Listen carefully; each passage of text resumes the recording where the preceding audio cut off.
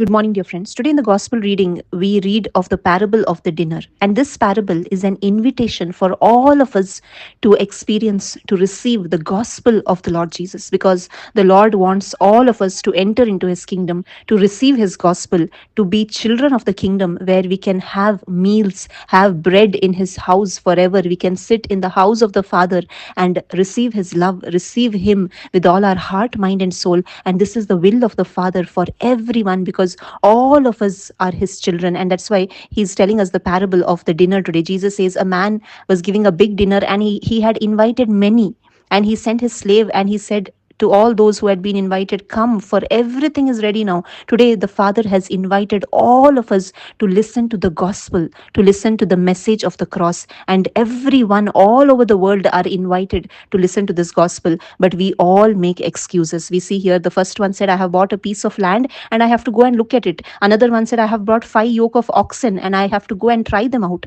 And another one said, I have just married and I cannot come. And similarly, we also give reasons when we are called, when we are invited to listen to the gospel. We say we have property, we say we have our jobs which are more important, we say we have our business which is more important, our friends, our family, our relatives are there, and all these things are hindrances for us to listen to the gospel, to receive the gospel in our life, because God wants true discipleship. He wants us to follow him with all our heart, mind, and soul. But many a times we are so involved with the things of this world, with our property and with our business, with our jobs, with our friends, with our relatives, with our own family, and hence we miss out on that great call, that great invitation of receiving Jesus in our life, of experiencing the love of the Lord Jesus. And that is why we see in this parable, the head of the household says, go out at once into the streets and into the lanes of the city, and bringing the poor, the cripple, the blind, and the lame. And he says, go into the highways, along the hedges, and compel them to come in, so that my house may be filled.